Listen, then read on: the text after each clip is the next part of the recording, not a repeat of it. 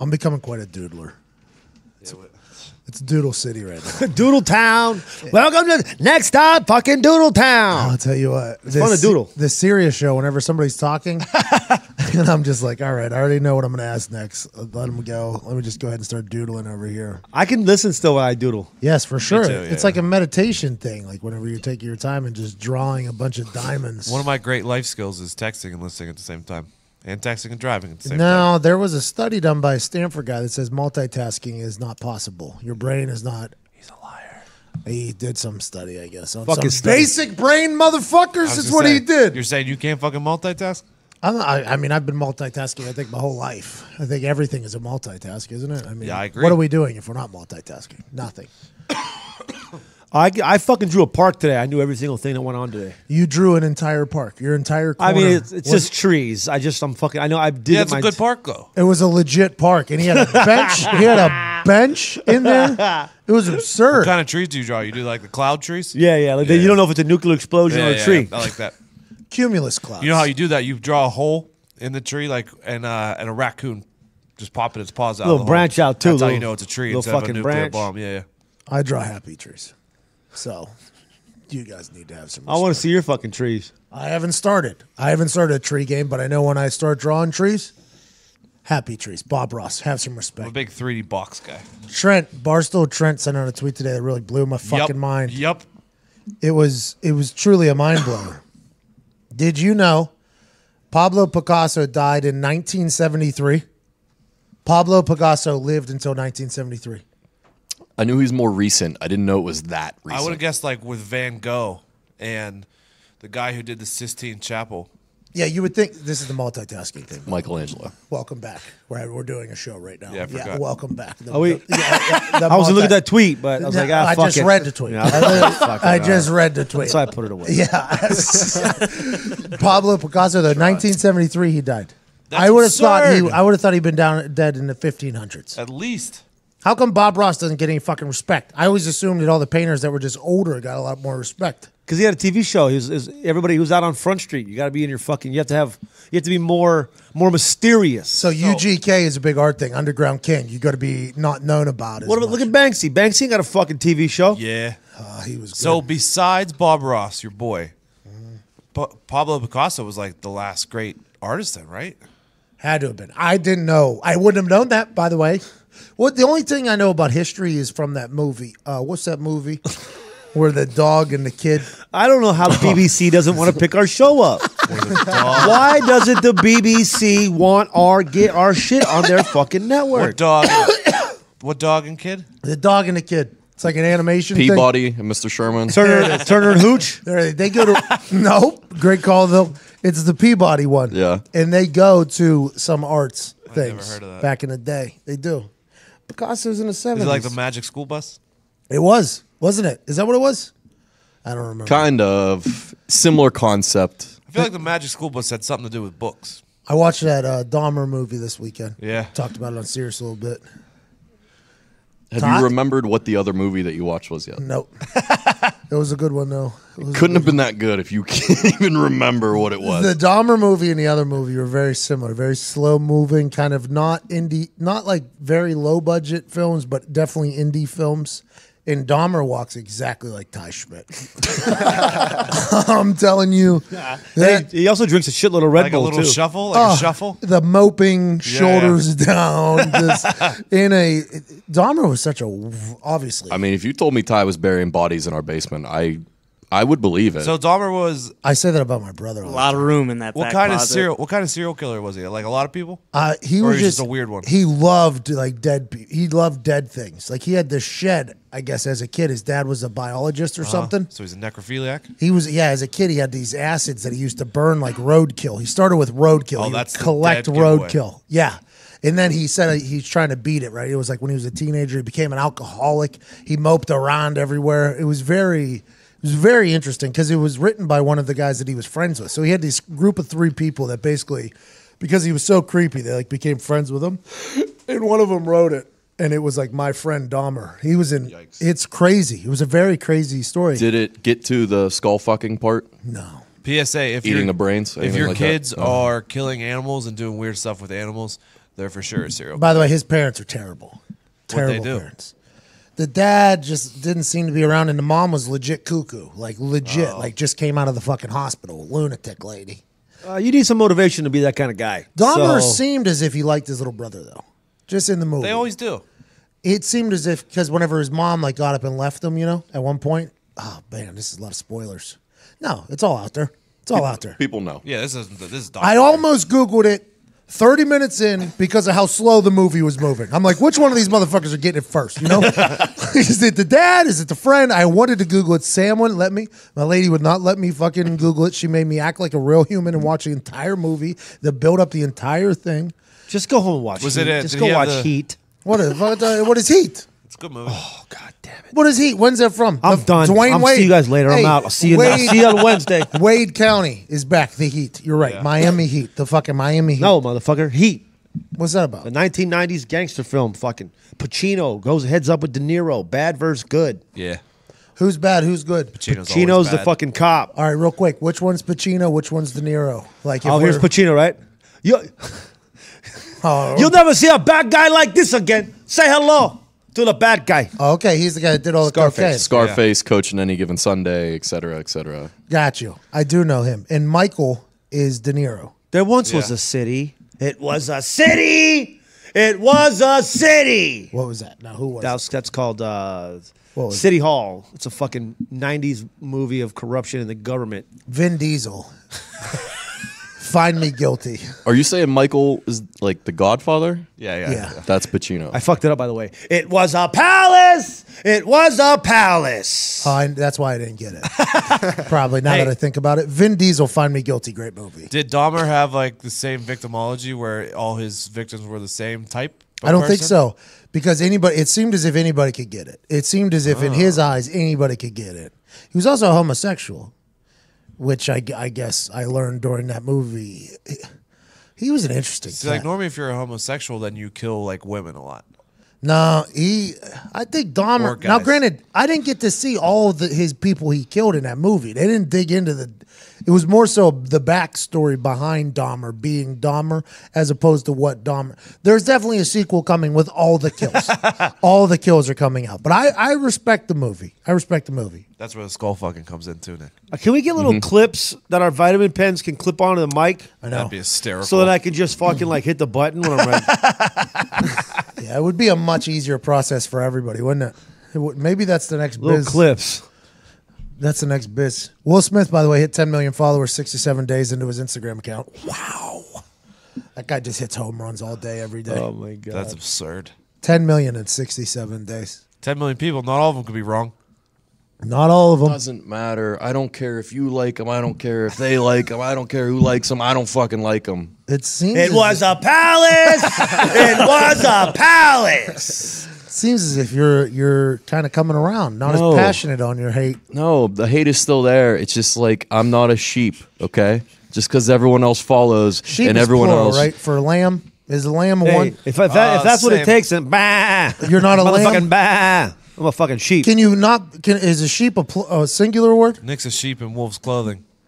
That guy getting that tattoo in Morgantown, West Virginia. Who was with me? Somebody had to have been with me. We saw a guy outside the tattoo parlor. Oh yeah, that was me and Sean. Yeah, the guy was outside the tattoo parlor, and he's just sitting there smoking a cigarette, looking like he's ready to make a bad decision. Outside of a tattoo Yeah. place. Is that when you yelled out? Yeah. What do you get in there? What do you get in there? He's like, a wolf in sheep's clothing or something like that. And I was like, that's some deep shit you got. That's some real Hey deep man, hey, ahead of time. Fuck you. Where are you putting that at? Like on your shoulder there? Is it what? Are you talking about yourself? Yeah, see, you're giving up your whole game plan. I mean, you're not a fucking.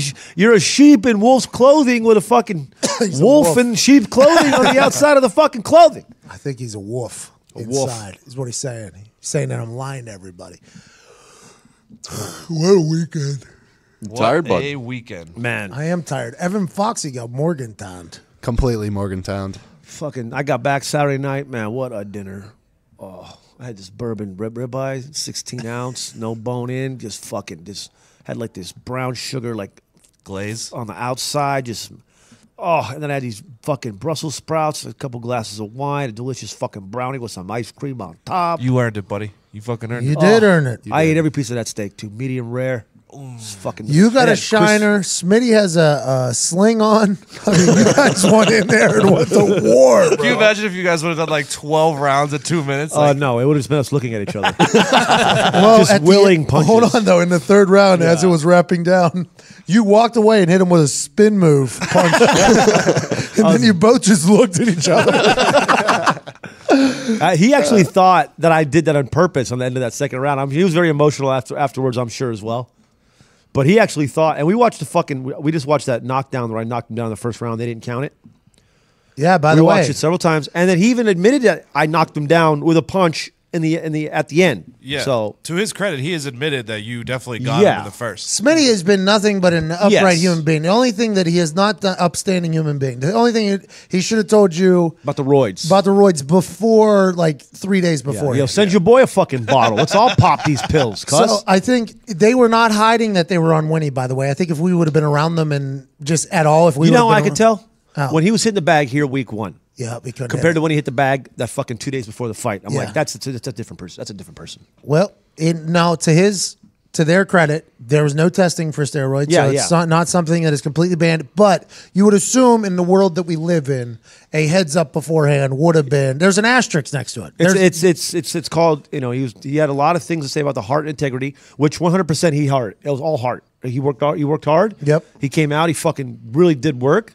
We fucking put on a show. Great show. But you can't just say integrity and heart and then also suddenly let us know the day before that I'm also doing steroids. And I don't care what level of steroid it is. I agree completely. By the way, I I want want to use the bottle of that. I think him taking it was not the crime. I do not, because there's no testing for it. Yes. I believe not telling you in ahead of time, even if I don't know about it, right? Like, fuck me knowing. Just I think in a private conversation, Yeah. like him saying, like, hey, I could potentially be taking steroids, but then, I mean, who knows? I mean, Yeah. it's just one of those things that there's definitely an asterisk next to it. To anybody who is a Chef fan, just like people said Chef 1, there's an asterisk, mostly because the 4,000 people in there booed hard when and I was all in. Now, granted, I was watching the fight completely from the perspective of Sean's friend. Like, I'm like, a hit would happen probably from Smitty. I'd be like, oh, that's nothing. That's not a shot. But I'm assuming in the judges, they're like, oh, that's a shot. You know what I mean? So it's a different animal. But I thought it was amazing entertainment. Pinnacle. The entire place is standing on their fucking seats screaming. Couldn't even hear the bell. Couldn't even hear the fucking I bell. couldn't hear the fucking bell. I was swinging punches. Could not hear we couldn't hear the bell, and it was less than 4 feet away from us. That place was electric on Saturday. I was so amped up, I couldn't stand still. And then, Sean, when you hit him the first time, the first knockdown, I almost jumped into the crowd. Like, I turned around and was like ready to go into the crowd and celebrate. We were very excited. Yeah. And that was kind of a back punch thing. I don't know what, it was just one of those things, and I just caught him right, and he went right on his ass. Dave was talking about the pirouette punch, which is only found at a Rough and Rowdy, where somebody hits an entire spin move and hits him with a backhand, only in boxing.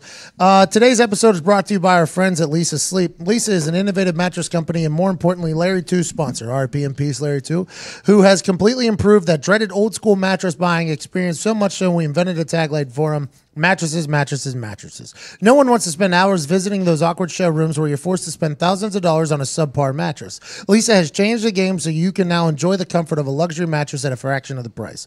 The Lisa mattress starts at just $525. It is quickly and conveniently ordered online, made to order, and shipped compressed in a box to your door within days. Yeah. Unboxing the mattress, which is half the fun, took me less than 5 minutes. Not so sure about ordering online? Lisa provides a 100-night risk-free trial along with free shipping so you can properly try out the mattress in the comfort of your own home. That sounds lovely. So what makes this mattress different, you ask? At Lisa, it's all about the quality. The incredibly comfortable Lisa mattress is 100% American-made and comprised of 3 high-quality foam layers that provide cooling, contouring, and pressure relief. Ooh. Did you hear that? Pressure relief, bro. Don't forget about the contouring. Or the cooling. Cooling's huge. Cooling is Nobody huge. likes sleeping in a hot bed. I think whenever you're thinking, nobody. By the way. No, if Maybe they Dahmer. do, Dahmer. Yeah, Dahmer likes that. But in the check boxes of what you need in your bed, you need cooling, check. Contouring, check. Check. Pressure relief, check. How about this? Convenience without all the bullshit laying on random beds at a showroom, gone, check. Delivered to your door, less than a couple of days, 5 minutes to set up. It's incredible. With over 10,000 5-star customer reviews, you can trust that this mattress is the right pick. Go to leesa.com/barstool today to take advantage of the President's Day sale. Wow, for the presidents. Wow. Oh. For the presidents. Do it for the presidents, all of them. There's some bad ones, I bet. I bet we have some bad ones. Oh, yeah. Oh, yeah. But let's do this one for the good ones. The first 20 besides Lincoln. And he probably did some shit we don't know. Oh, he did. He did do some shit we didn't know. I mean, they're definitely doing terrible things, but they also started a country, though. So, I mean, like Mary Todd wasn't psycho for no reason. Yeah, I mean, he's not just... I mean, he was in the middle of a war. I'm sure he said some bad things, old Abraham. I'm sure old Abraham did some shady stuff back there. Didn't he never lie? Who chopped down the cherry tree? Well, George Washington. George chopped down the tree because he was allergic to apples. Diggs has this like vendetta against Abe Lincoln. It's really weird. He's taking more shots at him than John Wilkes Booth. It's unbelievable. Got him. Wow. I'll tell you, the history pun in here tonight. Was that a setup between you two? No, it actually wasn't. That bet seemed you- like, that But seemed I like did a come. team I comedy did. thing, didn't it? I did come at Abe yesterday on Heartland Radio, so he knew that I have a thing for Abe. You know the problem is that these presidents didn't have at least a mattress to really like lay their head down and get a good Because night's sleep on. he's hiding something under that fucking hat. There's no reason to be wearing a 2-foot tall hat. Yeah. It's fashion, bro. Look at fucking Pharrell. Yeah. Peacocking. But anyways, I think that was a team comedy thing right there. Did you see that one set up and Yeah. then one knocked them down? I think that was really trying to work on that act at the house. Yeah, and if you two, You guys are fucking doing open mic in the living room. Lisa.com/barstool today to take advantage of the President's Day sale. They didn't have this mattress, but that doesn't mean you shouldn't. $125 off plus a free pillow. The Lisa mattress just for you stoolies. Offer good through February 28th. LEESA.com/barstool. $125 off and a free pillow. Shout out to the president. Yo, No, if it fucking- came with a free fucking pillar, I'd take that shit too. I'll take a pillar. I'll put that right there on my front door. Listen, it is a pillar in the bed community because of how great it is. That's great. what I was trying to go with. It was a palace. How hard did you sleep? You slept real hard in the bus on the way home. After Yeah. that ribeye, you have a good one? I bet you Oh, slept. Saturday? Oh, Yeah. yeah. They were like, you want to go out for a couple drinks? And I was like, I was talking to Diggs and Nick, and I'm just like, all right, let's go. So I hop in, me and Jay. And My brother's always in and going. Kristen and Angie were like, all right, we were all at dinner. Then so half the crew went home, and then we're like, all right, let's go. So we hop in to go downtown. On the way downtown, I'm already asleep in the fucking Jeep. And Jay, I'm just like, you know what, guys, that's a wrap for me. I just had the Smart. best steak I've had. Smart. I'm not going to that fucking bar. I don't You like that are bar. narcoleptic. Go. Do you have Yeah. any cocktails at dinner? What bar? I had a couple glasses of wine. By the way, Oh, what bar nice. don't you like? I'm excited to hear that. I don't want to It's a bash terrible. them. It's a terrible bar. I don't want to bash the bar. It's got a metal ceiling. Oh, It's just not my scene. It's not my thing. it's a lot of people on top of each other. Yeah. So I just was like, Jay, I gotta go. I gotta go, guys. So I just went right to fucking home. Did my brother go out? For sure. Yeah, rolled up some vitamins. Your boy fucking rolled up some vitamins. I think I caught a couple games of COD. Nice. Fucking nighty night, cuz. By the way, thought about playing video games this weekend. I think I'm going to start playing that. What's it called this week? Thought about it. Fortnite? Yeah. All he needs is Call of Juju Duty, bro. Smith's doing too much. He's doing too much. Doing too much. I love him, but he's Speaking doing too of much. Fortnite, just doing too much. He's trying to find him. He's a rookie. He's trying to find his He's young. balance. He's very young. He's doing his thing. Going Yeah. to class in uniform. That's gonna be tough. He's living in one of those gamer houses too for the summer. Did Yeah. you see that? Like a Project 10, a Team 10 house, Uh-huh. like Jacob Paul, Logan Paul. Project Phase, I think it's FAZE. Oh, FAZE. Oh, yeah, the Phase Phaser, Boys. Optic. I know Optic. He and I follow each other. I'm in the gaming community. You're in the community. Facts, You got your Senko. fucking. You got your ear to the ground. Yeah, you're there. I know what's going on over there. Fortnite. You just go out there and kill folk. Yeah. Got an umbrella? Like Dahmer. I respect your feet up on the desk move. I'm thinking about.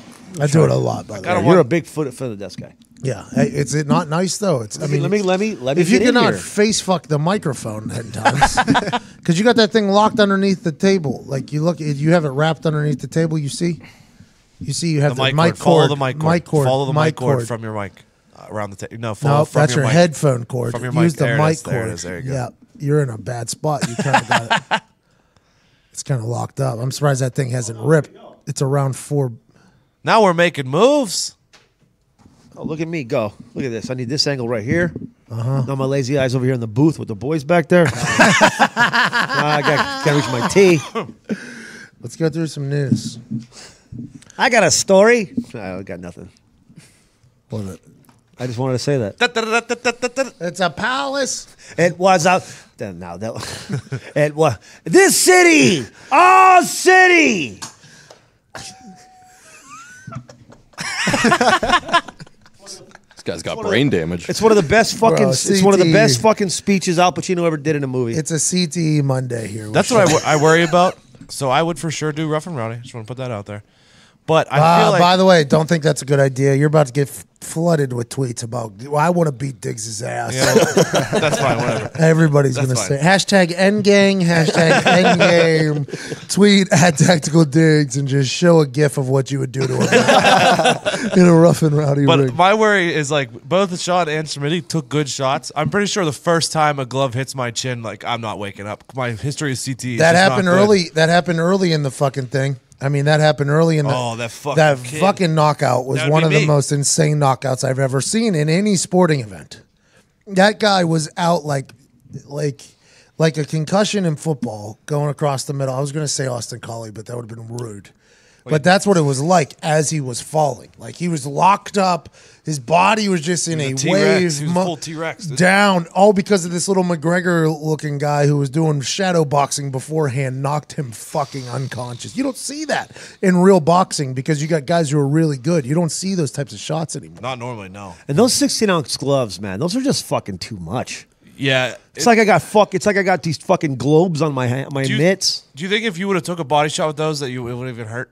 I don't know. I mean, I'm sure it would have, but I mean, 14 Hey, now ounces Vito just- the There was not torpedo one gave- body shot thrown in that entire I hit him with one. 40 fights. I think Vito One, threw maybe. a body shot. Yeah, the guy came like spearing in, and Vito gave him a little shout. He made. I would a definitely video. hope they do 14. I mean, 14 is just easier to maneuver and fucking do something. He made a video on the Facebook. I didn't want to do it, but you ain't gonna see many 400-pounders go all 3 rounds. He's my favorite. Vito the Torpedo needs to fight Butterbean immediately. I don't know how we set that up. I don't know how. Who do we got to tweet to set that up? I don't. I Butterbean, think, probably Butterbean. I don't know. I think Butterbean's done. How old do you think Butterbean is? I looked this up because I'm very much in support of this happening. He's like 50 or 53, I think. That's a little. I That's can't a do little it. old. Vito Torpedo's just going to have to take the Butterbean round, just beat the fuck out of everybody from here to there. That's what he's going to have to do. He had Muay Thai on his pants. I'm like, this guy does Muay Thai? 400-pounder from Bluefield, West I Virginia. want to see that high kick.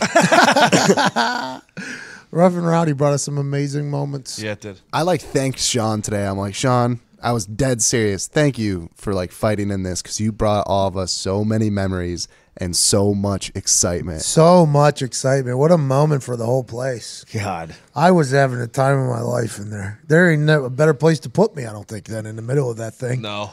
I don't think there is a better place. My entire people watching Paradise. We've talked to Dave Portnoy about that and a lot of other things earlier today, and it turned out to be a pretty incredible conversation. Let's go ahead and roll to that, Ty. Hey, Ty, Yeah, if you could go roll to that like yesterday, that'd be good. sounds good. Why have we not rolled to the? Jesus Christ, hit the button, Is Ty. this not insane? Like, just do it, Ty. I don't understand what the big deal is. You're gonna get Rappaported. Here, Ty. Yikes. Ty, you're gonna get Rappaported. Just roll to the. Sean, is there some type of problem over there? You're kind of closer to Ty. Why is Ty not rolled to the interview yet? Let me look here. Ty, Not are you having a really. problem with the rolling part? Is it the roll? Is it the intro to the interview? Because we don't have to roll into it. We can just do a hard cut right into it if we have to. Just like, Oh, please put in that noise. That's Mankind's intro music. Yep. Yeah. Bah. that guy with the fucking sock back in the day when he just busted out El Sacco. Oh, dude. Just shoving Shoving it it. down everybody's mouth. I can't wait to send you a little clip of my little nephew fucking just breaking down 1982. Yo, he got wrestling interviewed during the matches. fight. He cut a promo in Rough and Rowdy. He cut a promo. Wait till you hear him talk about wrestling. He should have heard him say, my Uncle Sean, and it goes into a full promo. Right on live pay-per-view with 70,000, 60,000 people watching. He was telling me we were watching the pre-fights, and he was just like, "Yeah, I mean, Uncle Sean, listen, I'm trying to start a music group here. I'm at school. I'm talking to the principals. I had 2 meetings this week.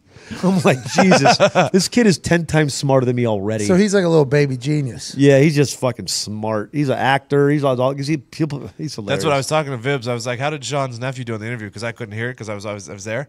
He's like, he just sounds like a 35-year-old man. He did. He did. We were listening to it, so I got a chance to hear Caleb Roan wherever they were talking because I got obviously commentating.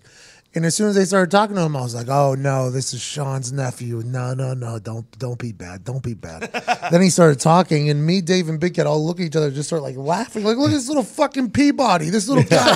he's literally like a little genius. This little kid." I was trying to tell you guys, like when he starts, he uses words. He uses words when he starts talking about his wrestling matches. Yeah. Because I go, hey, listen, I'm going to see if maybe you could do like a little 1 minute wrestling thing where you can break down your favorite match from the '80s. Yeah, I'm gonna judge him like he's an adult. Yeah, I know. He goes, oh, that's easy. I'm gonna tell him how terrible it is if it's bad, and I'll tell him it's great if it's great. I don't care how old he is. Hey, if you sound like an adult, get treated like one. Yeah. You want to talk like an adult? He was like, get treated what's like the word he said? He was like, you got to understand, this is one of the most, I don't know, some long ass word that I don't even use. Well, how about preposterous? It's preposterous that Ty has not cut to the Dave Portnoy interview yet. Unbelievable. This is unfucking believable. Let's go, It bro. was a really good interview too. Foxy, what is going on back there next to you? I don't know. I think you and Ty might have a lunch meeting tomorrow. Yikes. Yikes. Hey, Ty, where you unpacking to go to lunch? We'll go ahead and just call in sick tomorrow. Right now. You go to lunch to fucking find a new job, Phil.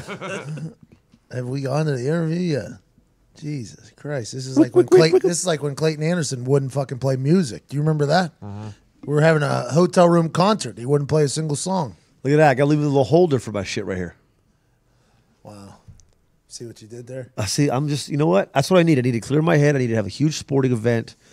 Like do something right there, really little team building, and then find my desk. I had to come here. I had to get there to find my desk. You know what? Before we go to this Portnoy interview, because Ty is being a nightmare back there, what's he doing? Finger fucking around.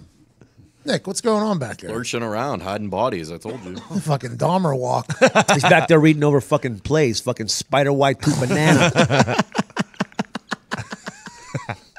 I am so upset that we couldn't get in your corner. Imagine after like round one, Ty just popping in your ear as John Gruden real quick.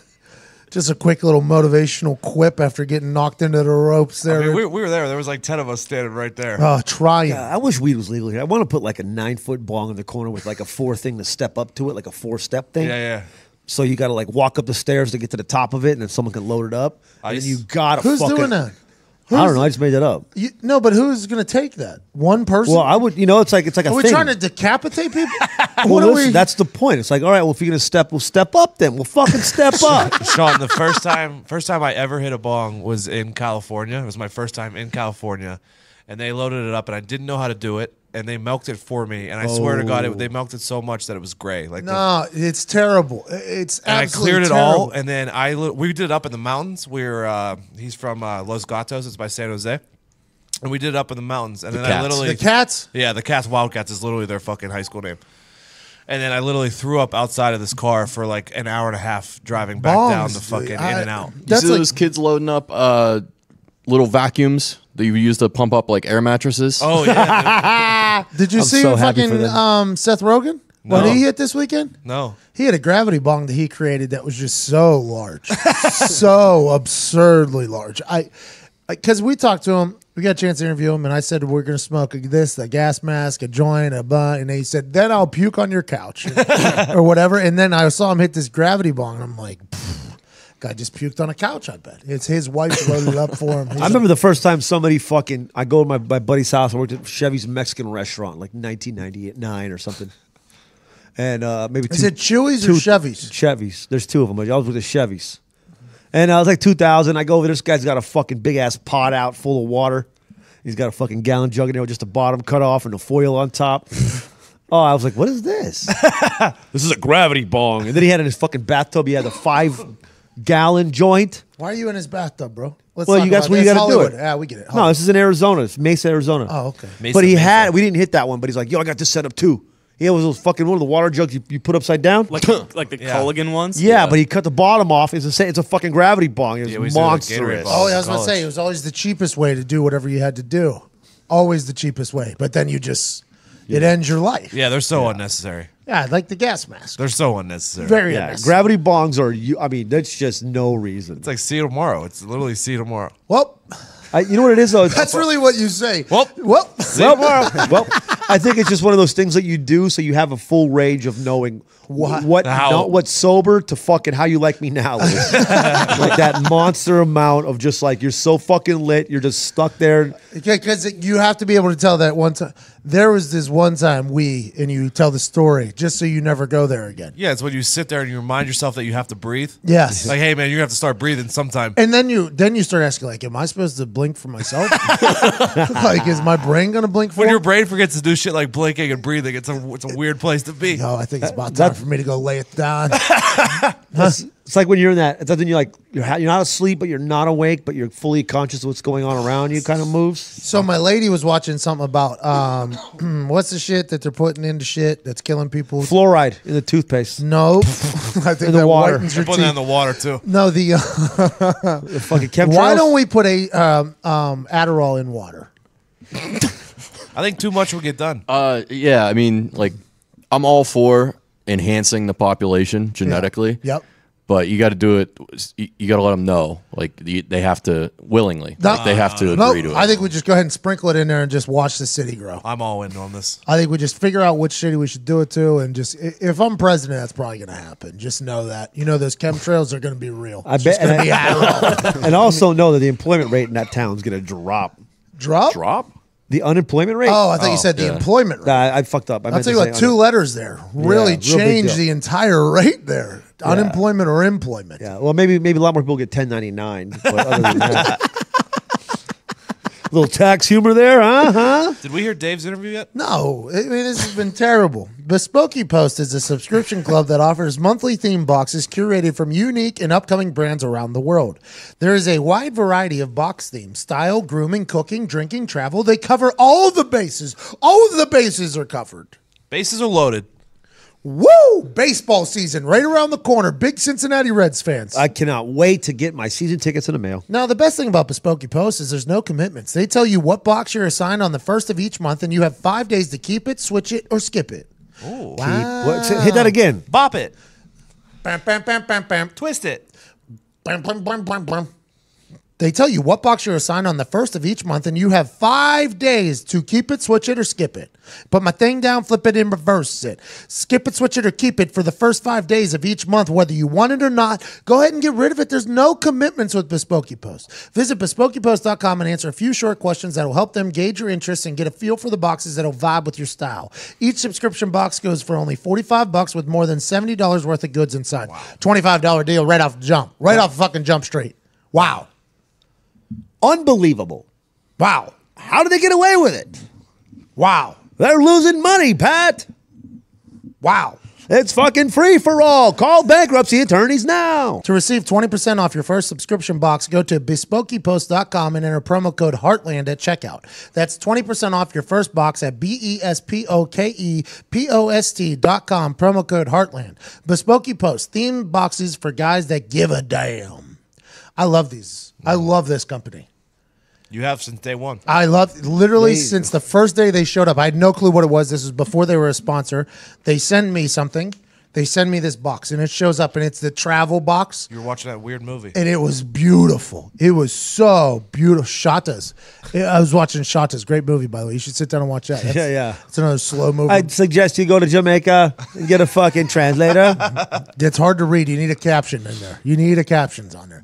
But this box showed up, and it was all this travel stuff. It was this dope travel bag. There was like an accessories kit. The whiskey decanter and glasses were out of this world. Beautiful. It's like they do the thinking for you. It's They like, do. I know what you're going to want. Here you go. That's why you just fill out a quick little resume, BESPOKEPOST.com, promo code Heartland, 20% off your first subscription box. You should try it out. It's really cool. You're gifting yourself a good deal, basically. You're automatically getting $25 more worth of stuff than you're actually paying for, but it's also stuff you would have never thought about needing or wanting until it shows up. And it's like, oh, thank you to me for buying this gift to me from bespokeypost.com, promo code Heartland.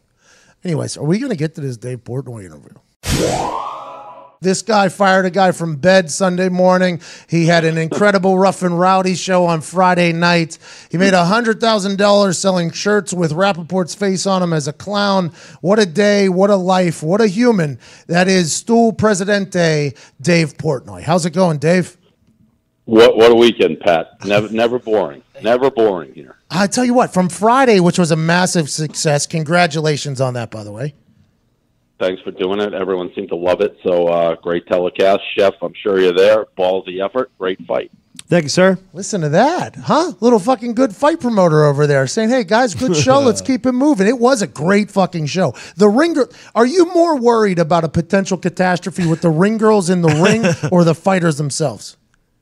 They're both up there. I posted the clip, Pat, of the girl with the high hooker boots, the white one, and that 30 seconds that she had walking around the ring with you, me, and Big Cat all announcing, that could have been maybe the pinnacle Barstool moment in 15 years of doing it. I mean, you can't script that stuff. You literally can't script all the way.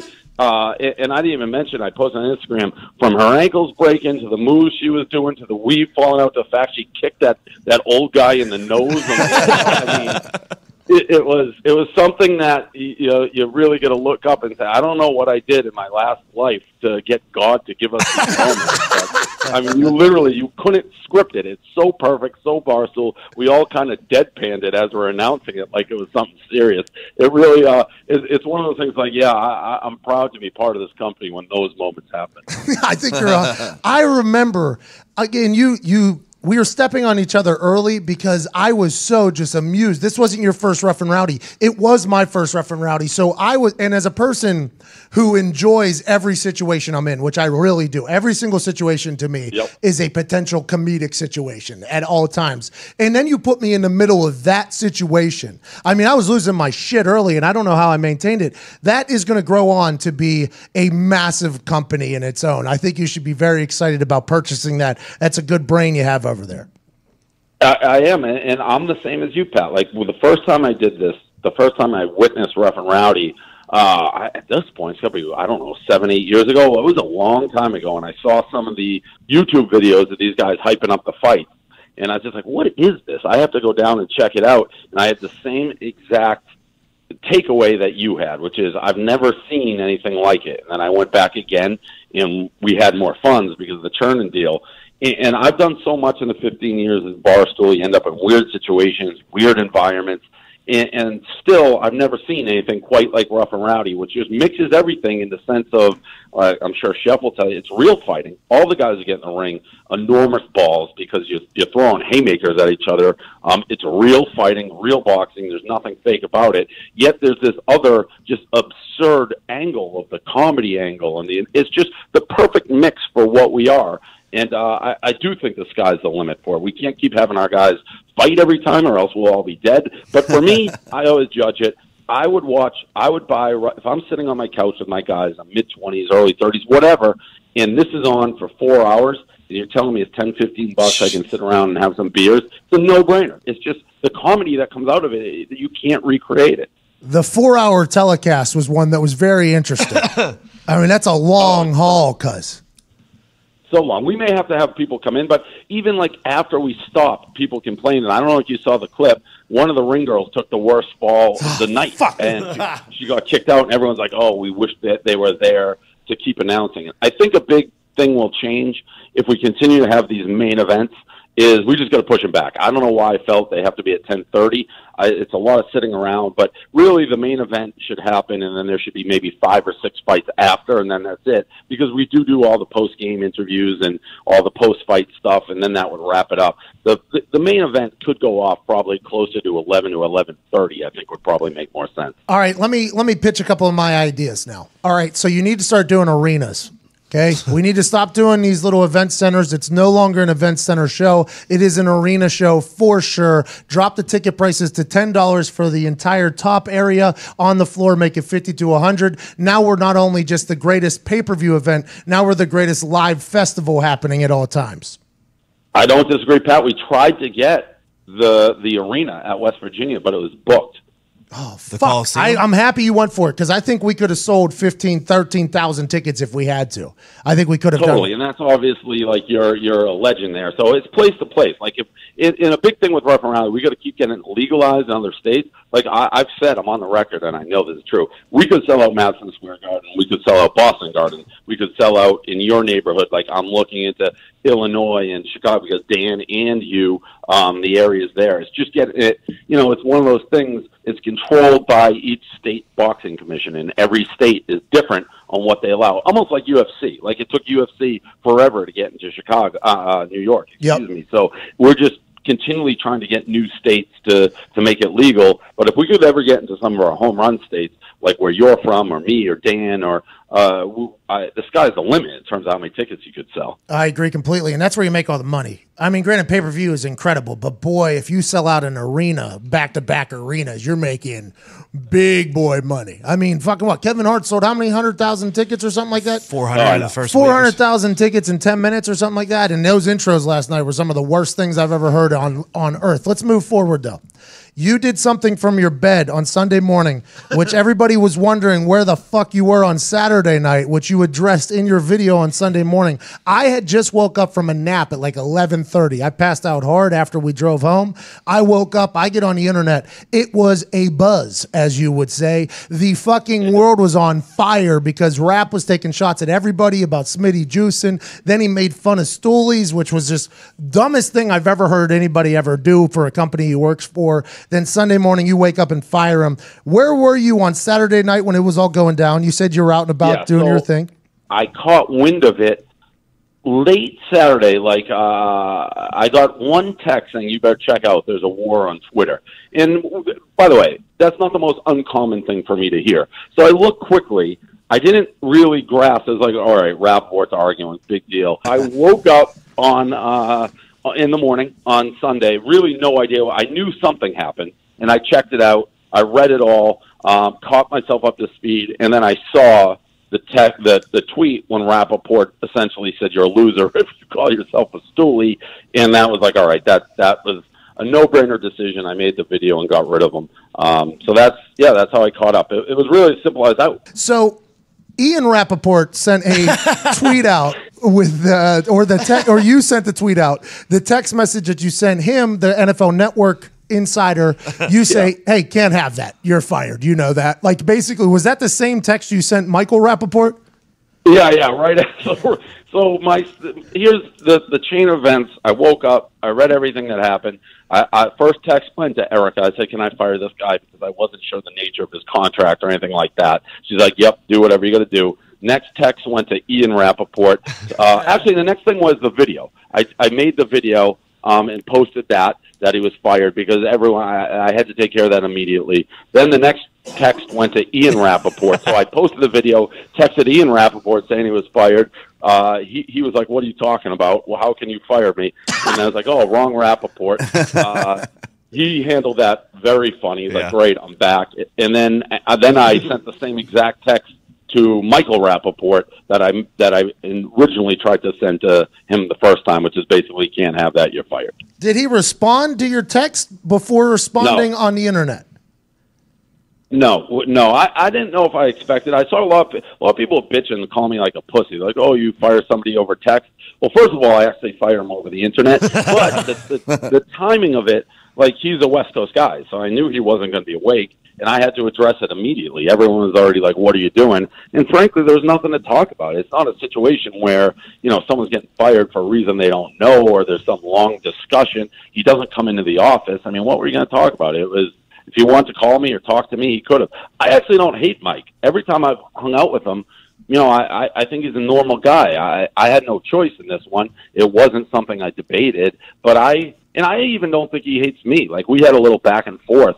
His issues really seemed to be with Smitty, and then obviously him and Kevin were going like hard at each other. As a motherfucker at each other. I think when I was paying attention to this as it was going. as this was all happening, I watched the whole thing unfold. Just like my 5,000 Facebook friends from my freshman year of college, I've watched their whole lives unfold. I watched this entire thing unfold, and I was even digging into side accounts that were tweeting about it. I mean, I wanted to know everything. It felt as if he was trying to get fired. It felt as if he was trying to get fired. Yeah, I mean, I don't know if I honestly can't tell. I think he's just a little bit of a crazy person. And I went on the morning show, the breakfast show, and I was talking to Willie, and he's like, "What is it?" So there is a line in the sand, and I just woke up to do. I actually wasn't going to do that show. I was going to wait, but then you asked me to come on. I felt bad saying to the morning show no and yes to yours. So I'm like, yeah, I understand. That's a bad situation. Yeah, so I was just going all of them. But I just woke up. I had thought, and to be honest, one of the things that I think is unique about Barstool, and I'm willing to admit it, I don't have rules. I don't have lines in the sand. Every situation is different. If Pat, to be honest, if you tweeted that, which you never would, I would never fire you. Like, you bring a ton of value and have been great for this company.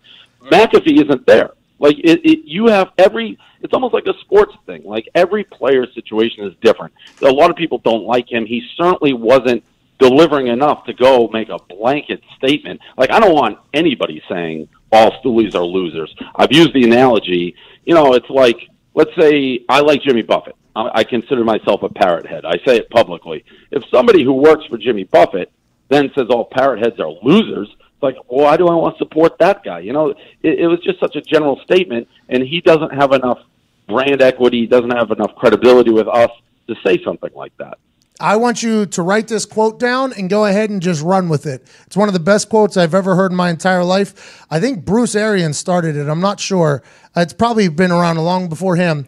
The quote is simple. It says, "Be who you can afford to be." That is 1,000% what it is.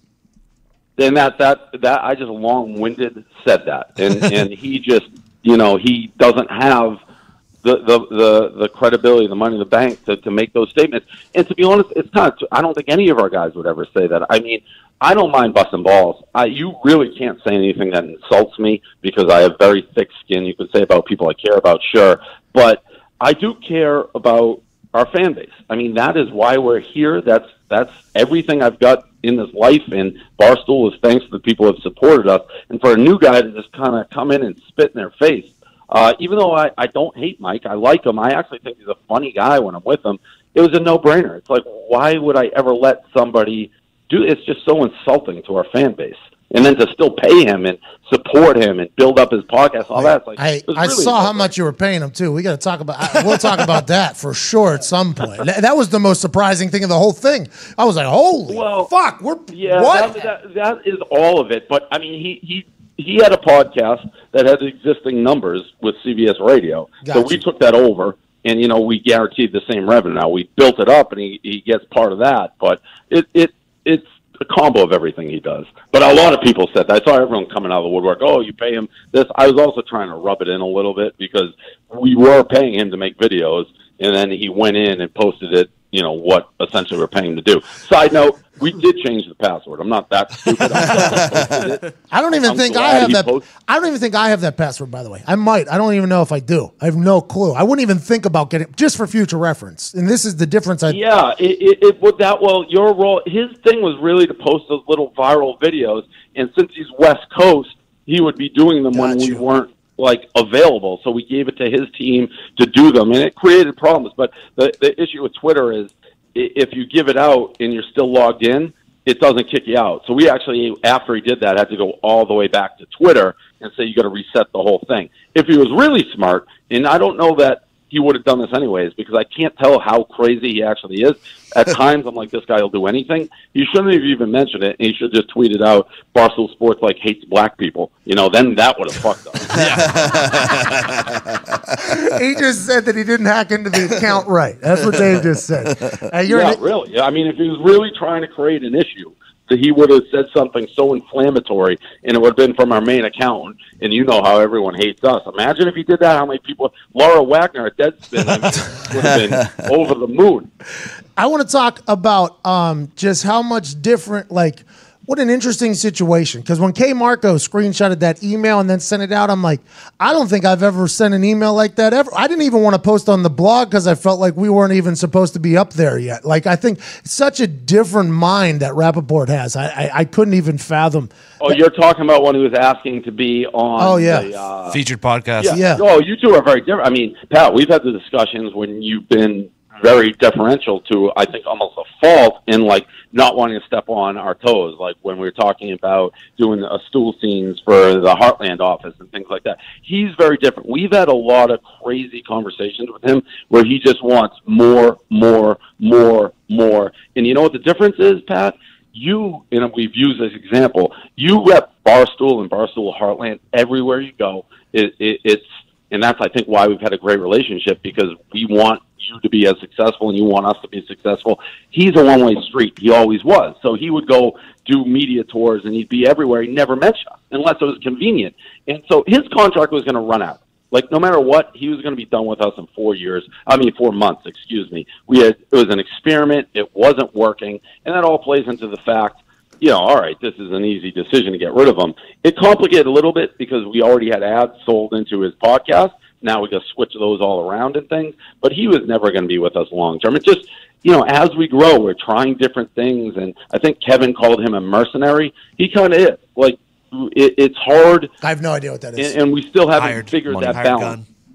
Oh, got you. I have no idea what he is. What mercenary is. I have no clue what that means. Well, that's just somebody that had an established base that, wasn't really full-time, doing his own thing, and it didn't work. The thing was never really working. Got you. All right. Well, I appreciate you joining us, Dave. Thank you so much, man. All right, Pat. Talk to you. Man, I wish we could just come in here with some fat ass doinks. We can get you like a little thing. Humidifier? A thing that it takes the air. Just for the podcast, just rip off doinks in here. Yeah, I know what you want. Yeah. Do every Thursday highcast. Not gonna happen. I don't understand why. Well, mostly because. What if we name it Denver? The studio. Well, it's not even that. It's like, what about the roof, the ceiling, the smoke, the things like that? Just look at all these vents. These don't work. We got sponsors coming in here. It smells like weed here. They might. These vents don't work. What are you talking about? These vents blow out. They don't blow in. Yeah, they don't suck in. It's not a mouth for the fucking building. I didn't know I fucking was hanging out with a bunch of fucking vent engineers. Sorry, vent engineers. I am. I was a part of the designing. HVAC certified, bro. All I'm saying is the smell goes away. The smell goes away. Listen, getting smells to go away can be complicated.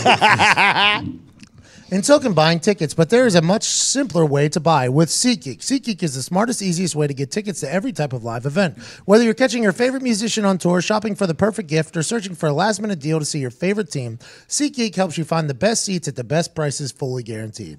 Nothing beats being there live, so are you alive, but are you living? They're getting us tickets to the Reds home opener, right? SeatGeek saves you time and money by searching multiple ticket sites to compare prices and find amazing deals. And to get you the most bang for your buck, SeatGeek grids every ticket based on value to help you immediately identify the best seats that fit your budget. Plus, every purchase is fully guaranteed, so you can shop for tickets on SeatGeek with confidence. Make SeatGeek your go-to app for finding the best deals on every type of ticket, from sports and concerts to comedy and theater. Download the SeatGeek app and enter promo code PAT today. That's promo code PAT for $10 off your first SeatGeek purchase. SeatGeek app, promo code PAT. $10 off your first SeatGeek purchase. There's so much good shit to go out there and see. Go see it. And SeatGeek does give you the best ticket at the best price for your budget. They make your experience as best as it can possibly be. They're not selling tickets, they're selling memories. Remember that. Go to the SeatGeek app, use promo code PAT, get $10 off, and go fucks with some live entertainment, Sean. I mean, that's what we're here for. That's what you want to do. You know what I mean? You want to live your best life. Go see some shit. Go watch some shit that people do that you can't do. Speaking of sports, NBA All-Star Game pre-show was terrible. Fergie bombed, nasty. So did Kevin Hart. I love that. It was not good. Do you think it was not good? And Fergie knows that she didn't do well, right? Do you think at sound check or whenever they were rehearsing this, they were like, "Yeah, it's great, Fergie. You're gonna crush." Yes, I think there's a lot of yes people right now in a lot of big brain decisions. Like, I think the brains in TV are bad. I believe that. I honestly believe that. That's why we on the internet kill them. No matter how much money they have, it does not matter if the same bad brains are making the same bad decisions. You can have all the money you want if you don't have a brain in there. And I honestly believe there's a lot of people that are like, yeah, Kevin Hart, that'll be hilarious. Yeah, Rob Riggle, that'll be incredible. Yeah, which I'm assuming in theory it would be. But there wasn't one single person that was like, Kevin Hart, you're going to do an hour worth of intros, though, that aren't that great. And Fergie, you're going to come Marilyn Monroe this national anthem real quick right before President's Day. Are you turning on Kevin Hart too? No, I'm not. I don't think he wrote those jokes. I think he got there and they told him the jokes to read, and I think he saw the jokes like immediately beforehand, and then he was like, "Oh no!" and he tried to change them on the fly, and he had some misses.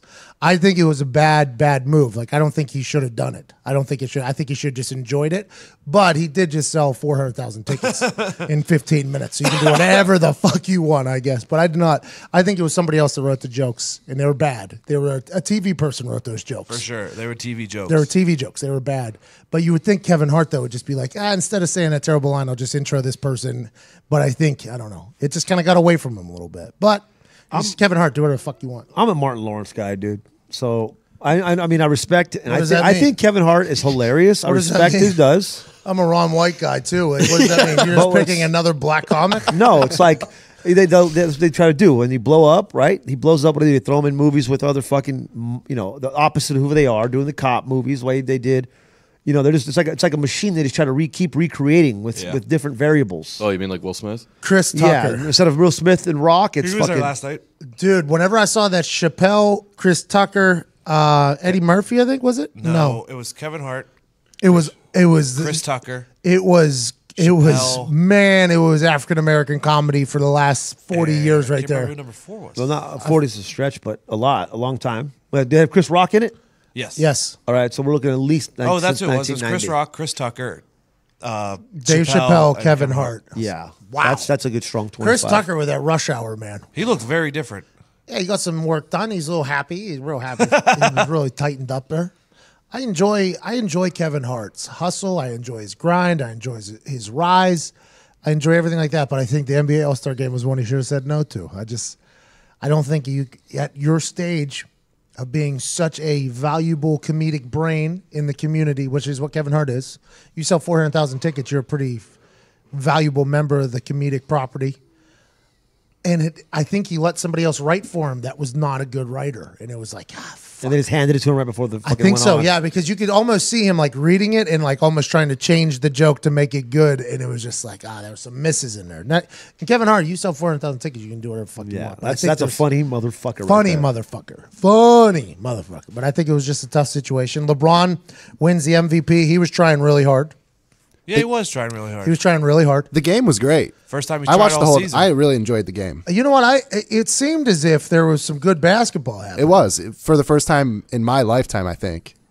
But That's a long time, man. everything else What sucked. was it, like 15 years?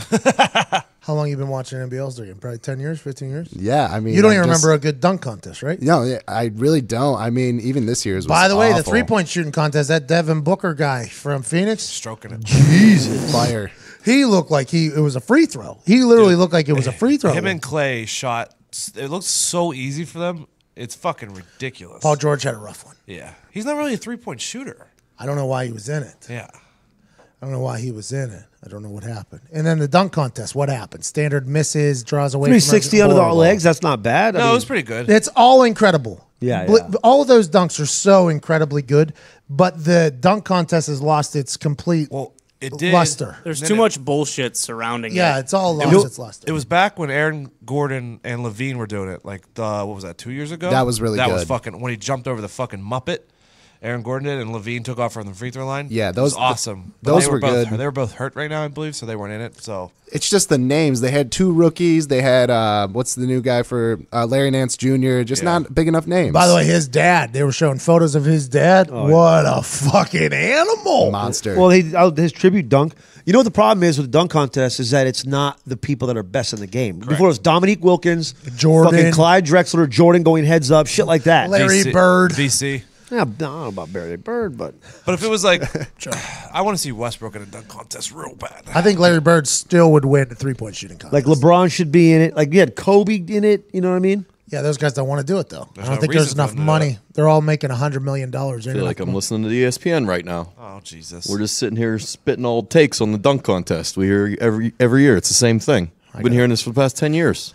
Brian Cushing to be released by the Texans. Embattled linebacker who has suffered through a lot down there in Houston. Finally gets a quarterback. Now he's going to be gone. That sucks for him. We were just saying we would, as Steeler fans, would gladly take him. He's now granted. What's he at? He has a couple steroid test fails. Yeah, that's fine. You got to appreciate. My dad's calling me. Let's see what this is. Dad, how's it going? Good, man. What you up to? I hear you need a replacement for Rappaport, an old jackass white guy. I can fit in. Dad, you're on the podcast. You want me to call you back after this? Yeah, that's fine. I don't care. All right. Love you, man. Give a fuck. Yeah, man, I don't Talk to you care. later. What a human. You guys need a fucking replacement. I'll be old jackass white guy. Brian Cushing, though, always nice to me. He's the one that decapitated the other punter that played the night I was suspended and made him like almost break his back. yeah. And I like to think that was Cushing like giving me like a nod. I like to think that. Cushing and I were on a Senior Bowl together, both on South somehow, I guess because he was Southern California. And I liked him a lot. I've always enjoyed him as a player. He's obviously has a couple steroid test fails. I'd take him in Pittsburgh. Shoot up now, and then by the time it comes time to sign a contract, you'll be cleared. He's a build it up. monster, though. He is a fucking monster. He got hurt a lot. He did, but I think it's because The steroids. he was because I think he was a fucking monster. When you're a monster, you're part of big hits. Bob Sanders, back in the day, complete monster. But whenever you're that athletic, fast, built, you're going to be a part of some you seen big collisions. Have you seen the video of him just headbutting that offensive lineman with his helmet's not on and just gushing blood down his face? That makes sense, though. He was like that New Jersey guy, right? He was the New Jersey guy that goes out to Southern California, becomes a monster, gets drafted in the first round, and he's just an animal. Good for him. He'll definitely play somewhere if he wants to. Who knows? Yeah. Figure skater from France faces wardrobe malfunction. Gabriella. Wow. You want me to do that for you? Yep, go ahead. Papadakis. That's a Greek name. That's not a French name, right? It seems like It's also a rapper's name in Detroit. Yo, Papa Doc. Fuck a Papa Doc. Clarence? Yeah, Clarence, he grew up with both parents in a real nice area. He went to fucking private school at the Cranbrook. Gabriella Papadakis had her strap snapped seconds into her routine of ice dancing with her partner Guillaume. This one's yours. Guillaume Cesaron. Yeah, that's pretty they good. still managed to finish second in a short program. I think she got points for how she handled it, by the way. I think that because there was points where she was just literally holding it up. This has happened twice now. 4 years of training of ice dancing at 5 a.m., all this stuff, and you just forget about the straps. Forget about the straps. It's the little things. Believable. Michaela Schifrin to skip downhill skiing due to altered Olympic schedule. We're racing the Alpine combined instead. She was supposed to win them all, right? And then Yeah. the delays started fucking up the whole routine. It sucks that the Olympics can't figure out a way for one of their superstars to potentially win more because of the weather. But that's what happens when Mother Nature does its thing. When she's- Illuminati. You think it's Illuminati against her? That's blowing the winds? I think it's because the polar vortex split in half. Yo, yeah, Did you hear about that? Polar vortex split in half. old bitch ass split in half. Oh, soft ass. Can't be in two places at once ass. Splits into two. It's on the Weather Some Channel. fucking mitochondria bullshit. Here he is. Who would have thought? Polar vortex. You just show up as soon as we start talking some shit. You split into two, huh? You little half-ass motherfucker. You got that right. I split in half. Yeah. That's what I'm going to try to tell you, motherfuckers. I am not a one entity. I am a monster, a ball of energy, fucking bringing pain. Okay? don't I'm you not thi- one thing. I can break up in two more if I want. Don't you think you're just kind of half-ass now? They're like legitimately a little half-ass, little soft-ass, Little bitch ass. bitch-ass, little fucking face-ass fucking storm. Been pretty fucking warm around here. Yeah, been real warm. I'm wearing a tank top, cuz. Yeah, you're welcome, motherfuckers. Yep. I knew fucking Latham was getting ready. I don't like him having a train and go out in the fucking snow. So I said, well, let me just keep it warm over there for a minute. You know, he came up off the fucking real hard decision. So you know what? I'm going to make it warm this week for the guy. What do you all split up about, though? Did something happen that we need to know about? Both of them fucking regions want to run their fucking mouth. You want to run my mouth? I'll split up. I'll fuck you both. How about that? I'll fucking split off. So it's like a 1-2 combo. It's not you being half-ass. It's a 1-2 combo from Polar Vortex. Yeah. I'll fucking sit. I'm here. I'm there. I'm everywhere. Who else wants? I'll fucking send a goddamn bomb cyclone right now to Vegas for no fucking reason. Coming to Vegas? You going to Vegas? I might. I'm not saying I am. Did you just give a little tip of where you headed next? I told you before. I'll tell you again. I don't fucking give tips where I go. I go where I go. That's it. You're going to be where you're being when you're being. By the way, chef. Yeah, what's up, Polar Vortex? Wow. Goddamn tough decision, buddy. I was really back into that. I was really going. I was going. I mean, I was like, I saw you guys get the fucking sleeveless vest. I'm like, listen, let's warm it up out there. Let's keep trying to fucking fight. I appreciate that, Polar Vortex. It sounds like there's some inside thoughts coming out there. Mr. Polar Vortex, sounds like some inside thoughts are coming out there with your convo with Sean. Well, no, is that Sean or is that which one is that right there? I don't want to talk over him. I gotta get the fuck out of here. I'm gonna split off. I'm gonna split off on all the three. I'm gonna go fucking visit all your moms. That's what I'm gonna go do. I'm gonna split off into 5. Fuck you guys. All right. Well, thanks a lot, Mr. Vortex. Good luck out there with your little half-ass, soft-ass, 50% ass storm that you bringing around the world nowadays. I'm coming to Lawrence, motherfucker. No one's saying that it could have been a divorce. Oh. And now the female Polar Vortex is just chilling over there in Asia. Wow, he's a lonely ass. The whole thing, man. Wow, it sucks for... He did seem a little happier. He did, didn't he? He lost half his shit, though. Lost half his shit. Polar Vortex lost half of his shit, but he's still rolling, still living. Good for him. Sean, you got to feel good about the Polar Vortex being on your team. Yeah, that's a big one. That's a real big one. Personally, I didn't know. I was like, I didn't even think he really got into it. Yeah. But I guess he did. That's just how... No, he's everywhere, man. That's just how the Rough and Rowdy is. I mean, people are into it. Everybody's, even the fucking Vortexes are into it. And that's a big deal. I don't know how people could not watch Rough and Rowdy. I'm being serious when I say that. I don't understand how you can look at that and be like, $9.99. That is... I don't think there's a single person that didn't say... That was the best $9.99 I've ever spent on entertainment in my life. In my entire fucking life. There's some commenters who are like, I would never pay for this. I would just be like, I just want to reach you. It was just like, go fuck yourself. What do you mean you would never pay? What are you fucking broke pig? You got fucking 1,000 people putting their shit all in on it. Everybody's going in on this. Just $9 and you're gonna fucking bag it? Eat a bag of cocks. By the way, back in the day, things that cost a little bit of money, parents would say no to, right? Yeah. Like there used to be things that parents would say no to. Like, nope, can't have that. Times were tough. Now it's just like, no, there used to be a little bit of fucking sternness. Now it's like, you can get that if you blah, blah, blah. Everything's about making people do other shit. Like if my kid wanted to $9.99 to watch Rough and Rowdy, I'd be like, sounds good. You do this, this, this, and this. You can get it. Like I feel like that's the modern thing now. It's like, I want to buy these tickets. Okay, you can get that if you do this, this, this, and this. As opposed to back in the day where it was just like, no. How about that? What are these things? I'm interested in this parenting technique that you've picked up here. Yeah, all the fucking chore shit. Do your homework. All the chore shit. For instance, my kid, was he gonna get 100 3-point shots have to be made. 100 threes have to be made. I was gonna say 25,000 retweets, but no, Pat, all that's gonna happen. My kid's gonna suck. You'd have a fucking little evidence shit. He's gonna have a great shot, and no one ever sees it, just in his office. I'll make sure people see it. I mean, I've watched other people make money off of their kids, and I can't wait to do that. I cannot wait to do that. I mean, my kid's going to make some money. He got it. There's this guy I just started following. He's a hockey guy. You're going to enjoy him. He's the kid that did he was on Barstool Sports, the hockey kid.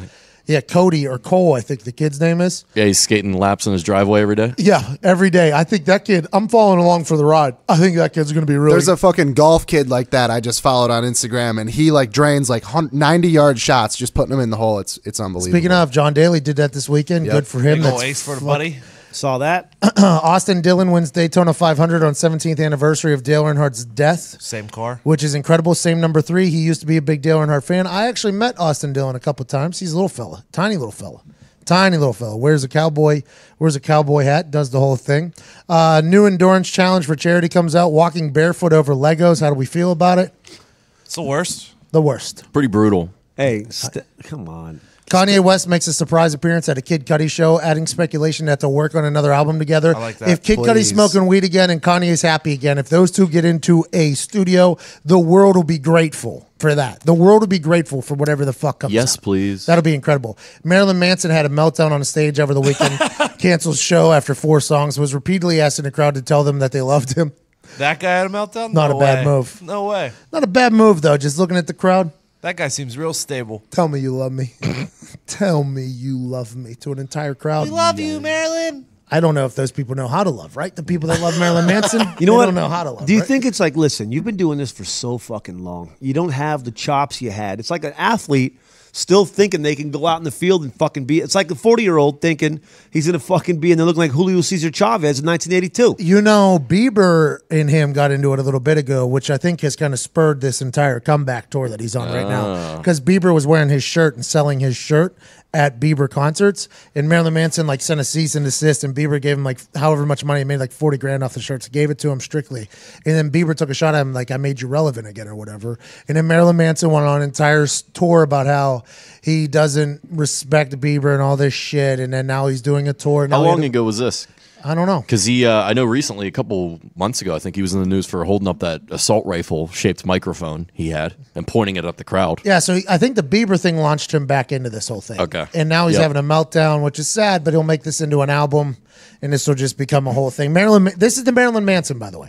Just like Eminem, by the way, he's the king of controversy, right? That's what he is. That's why whenever he came out and did his entire Donald Trump thing, and this whole generation that did not know about Eminem, like, yeah, this is what Eminem does. Yep. This is what Marilyn Manson does. This is Marilyn Manson's thing, and they're very talented at it. Very, very talented at it, and they'll make a lot of money off of it. The way you described what happened made it sound like Jeb Bush giving that speech when he was like, Please clap. please clap. Please clap. Please clap. How terrible. Come is it? on, guys. The self-awareness has to be at negative if you're going to speak as a running politician, say something, get no response, and then just with a defeated face, please clap. Come on, one time. Just one time for the dealer. One time, dealer. Big face, big face. We tried going to the casino on the way back from West Virginia. It's flooded. It was flooded. By the way, West Virginia flooding was real. Across Ohio, too, we were driving by. There was a lot of flooding this past weekend. Polar vortex split into two, and then The whole tri-state area. Dude, how about we go to a casino surrounded by water, and it's called Island Casino, and it's fucking closed. Like, this is what it says it on the side of the building. You've been predicting this situation for a long time. And now that you're officially an island, you're closed. No roads in, no roads out, they said. There was a lot of cars coming in and out there. When we were there, though, we had 2 buses ready to go in. There was all these cars. These people made the pilgrimage out there. Gambling makes so much money. We should have broke in. They should have just turned that motherfucker into a lazy river. I mean, just fucking sell tubes, cuz I'll float into the casino. And on that note, you've been listening to the Pat McAfee Show from at Tactical Diggs, at Nick Moraldo, at Sean Latham, at Ty Schmidt, at Evan Foxy. And myself at Pat McAfee Show. Please tell a friend if you enjoy these conversations. I think we appreciate it when you tweet us. I think we do. I mean, now granted, you're going to tweet Diggs, hashtag Endgang, hashtag Endgame, gifs of what you're going to do to his face if you were to fight him in Rough and Rowdy. But I just appreciate you guys so much for fucking with us. We're putting in a lot of work on microphones. We hope you enjoy it. Tweet us, do all that. We got a conversation with Matt Matrione on the other side of this intro that basically there's some controversy in MMA right now. He got booed because Roy Nelson was cheating basically in the 3rd round after getting his ass kicked for the first 2 rounds. Now, granted, Roy Nelson can beat the hell out of me. I'm just telling you what Matt Matrione. You're going to want to hear this conversation we have with Matt Matrione. And on that note, we'll fucks with you on Thursday or see us today, SiriusXM, Monday through Friday, 10 to 1 American time, SiriusXM, Barstool Power 85. We'll see you on Thursday. Heartland Radio is Monday, Wednesday. We appreciate you so much. Hey, Ty Schmidt, go ahead and hit the music.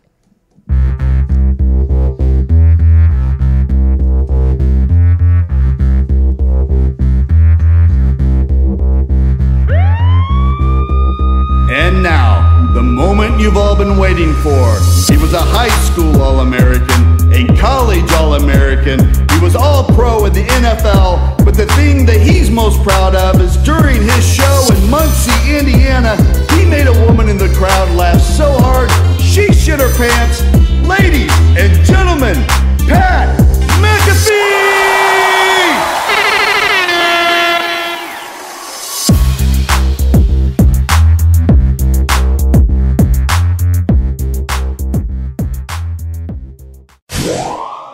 Matrione. Hey, your boss was firing people today, bro. I don't know if I Dude, I know. That's why I want to be honest. I think he feels pretty good about yesterday, so I didn't want him to go on a run there and potentially just take Ty Schmidt out for no reason because of me. You know what I mean? What do you got going on, Matt? Congratulations on the big win, man. We're so happy for you.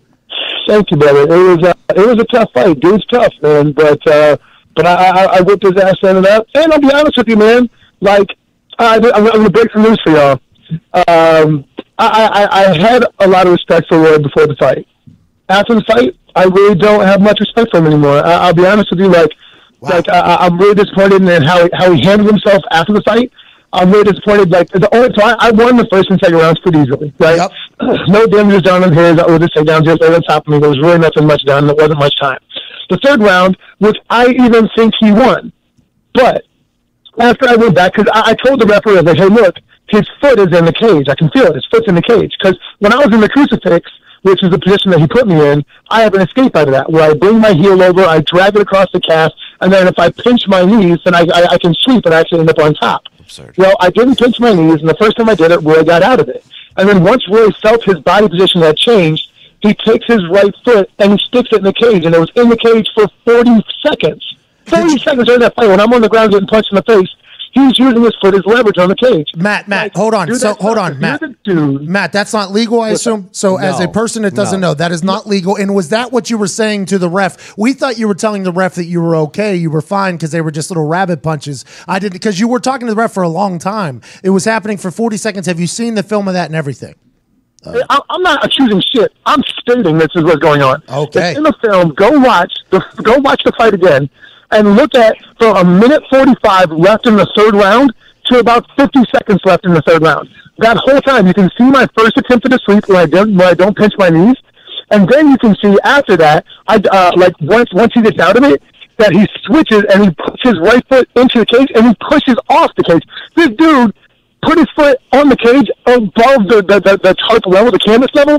So his foot isn't even on the ground. It is literally positioned in the cage off the floor. Wow. Like, dude, look, Wow. If you're a grandstanding motherfucker and going to act like you have all this integrity because you don't take steroids or whatever else, and then when the cards are on the table because you got fucked up for the first 2 rounds and you have to win and you cheat, then you're an artificial integrity motherfucker, and I got no time for you. So go fuck yourself. Okay, nice. Good. I like that. Happy we got that quote on this show because I feel like that's going to do some damage on the internet. Next thing, Matt. Let's move forward.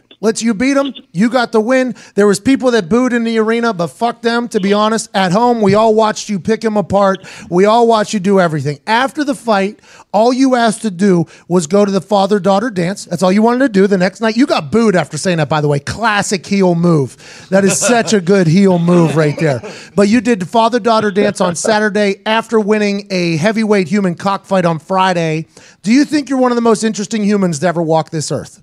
I'm going to tell you, I've got a name in the hat. That's for damn sure. I can tell you that much. How was the father-daughter dance? Was it great? Was it everything it lived up to be? Dude, it was so awesome, man. We got a horse carriage ride around the thing. Got to go out there and dance. And she picked out her own dress. She had a fancy hair braided up. I mean, she was great, dude. It was a great experience, man. That's awesome. Did you get a chance to watch Sean's fight? I guess you were in your fight probably when Sean was fighting, or did you get a chance to watch any of Rough and Rowdy? I have not had a chance. I believe it's going to be on the replay. I look forward to it. But I also heard that Sean absolutely lost his mind and went in there and started fighting like a bar bouncer. I called Sean yesterday. And we had a talk. We had a heart-to-heart about some stuff. And I was like, look, man, I'm really proud of you. And that it's just, you popped your cherry, man. Like, it's everybody has to go through it if you're going to be a combat athlete. And now you're officially alive. You know what it feels like to be alive. So congratulations. That is such a beautiful thing because watching these fights up close, and we watch a dude's head almost come off his fucking body, like rating the amount of gut sack it takes to get into the ring. And I mean that because we had numerous girl fights. One that almost ended up in, I mean that by both sides, gut sack. I'm being said, the guts it takes on this is so incredible. As a guy who now you get a chance, you've seen Sean train in the basement down there at IBG and all that stuff. Do you have a different respect for him now after he steps into the ring and has like a full fighting moment? Is that something that you feel like, you said you were proud of him, but that has to be a real genuine feeling right there? I'm extremely proud of him, man. Really, there's something that everybody can say, yeah, I do this, I do that, I'll go do whatever. but to actually commit to walking in a closed off area and fighting another human being. And they fought for some money. Like, this is real. Like, they actually went in there, and it wasn't just like dick around, pitter pat. Like, they actually scrapped. Yep. You have to respect that. Like, that person gains respect out of my heart. And the fact that I know how much time and effort that Sean put into it, and I know how much he cared and he took it as seriously as he did. Hell yeah, man. Like, win, lose, or draw, the fact that you went in there and fought your ass off, that's all I can ask for. And I'm really proud of him. I'm proud to call Sean a friend. How about that, Sean? Appreciate you, Matt. Appreciate that call last night, too, man. I really went to bed with a big-ass smile after that conversation. I was hoping it would be an erection, but I'll go with a smile. Hey, by the way, smiling while sleeping is tough to do. You got to keep your face real tight. You got to be real happy. I respect it. You said that you think Boehner's going to be the guy you're going to fight next. Why do you think that? Yeah, I just think Bader's. I think he's better than Mo. And this has nothing to do with against Mo. I just think Bader's really damn good at what he does. And like I said before, I think that Ray Nelson is the number 2 toughest heavyweight in the division. I think Bader is probably the other toughest person in this entire tournament. I think it's gonna be a hell of a fight between me and Bader. I'm not writing Mo off, but I just don't think he can beat Bader. God, man, I can't wait to watch you to continue to do this. It'll be really cool to have a friend who's the world heavyweight champion of human cockfighting. Well, it'd be big up. You know what? You guys are the world heavyweight champions of being awesome and of mayhem and fuck up. So I'm really proud of you guys. Emphasis on the fuck up part of that whole thing. Hey, Matt, we appreciate you. You know what? That just. No, what were you going to say? Tell Dave Portnoy congratulations on... No, it's okay. Don't worry about it. Tell Dave Portnoy congratulations on that firing. It was awesome to watch. Okay, cool shit, man. Well, you have a good one. We can't wait to talk to you. Stop by soon. And good luck in your training to be the world heavyweight champ in Bellator MMA. Thanks. Love you, sexy bitches. Bye. Bye. Man, he always does make me feel good. He always takes some sort of like hit on me at some point. And it always makes me feel so good. I love that, man. Yeah. He's just a positive fucking hurricane. And I could understand like people could potentially hate Matreon from his introduction into the MMA world at that Ultimate Fighter where it was a reality show basically. Yeah. He's a deep thinking motherfucker, so he got spun into a pretty bad situation. And now he's become the cleanest stand-up fighter in the heavyweight division. His stand-up is second to none. And he's a cool dude. Yeah. Like he's matured a lot, I think, since that moment. He's become he's like the man he is was a good one. Like I'm enjoying the human he is. So I think Bellator will be really lucky if he becomes the heavyweight champ, actually. I think they got a good man that could rep it.